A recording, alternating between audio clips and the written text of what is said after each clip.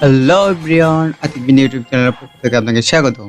আজকে আমরা রোস্টিং করব আমাদের জাতির কিউট ভাই আবরার সাহেবকে নিয়ে। আবরার সাহেব বক্তব্য শুরু করে দেন, আমরা শুনছি।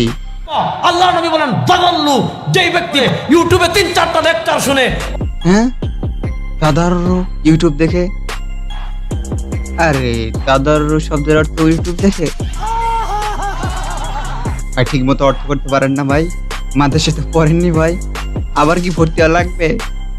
আবার বলেন, আবার বলেন। আল্লাহ নবী বলেন দাদাল্লু, যেই ব্যক্তি ইউটিউবে 3-4টা লেকচার শুনে। তাদাররু ইউটিউব দেখে? আশ্চর্য কাহিনী।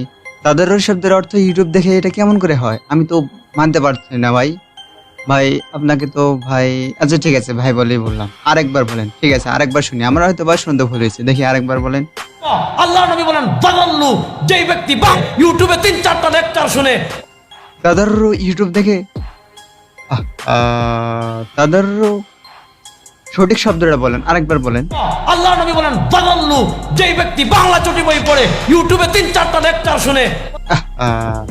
এবার বলছেন তাদাররু শব্দের অর্থ চটি বই পড়ে? বুঝলাম না। আচ্ছা আপনার হুজুর কি পড়ায়নি তাদাররু মানে কি? আপনার কি হুজুর পড়ায়নি তাদাররু মানে কি? ভাবতে হবে। আচ্ছা কোন মাদ্রাসায় যেন পড়ছেন আপনি? আচ্ছা ঠিক, বাদ দেন। তাদাররু শব্দের অর্থ আপনি এর পরিবর্তে বলে দেন, ঠিক আছে? আল্লাহ নবী বলেন দাদাল্লু, যেই ব্যক্তি বাংলা চটি বই পড়ে ইউটিউবে 3-4টা লেকচার শুনে, অথবা 2-3টা গুগলে বই পড়ে, যেই ব্যক্তি আলেম হয়ে গেছে আর ইউটিউব দেখে আলেম? আচ্ছা আমি তো শুনেছি ইউটিউব দেখে বিজ্ঞানী হওয়া যায়, ইউটিউব দেখে বিমান আবিষ্কার করা যায়, সাইকেল আবিষ্কার করা যায়, ইউটিউব দেখে আলেম হওয়া যায়, এটা তো কখনো শুনিনি। আরেকবার বলেন তো ভাই, আরেকবার শুনি।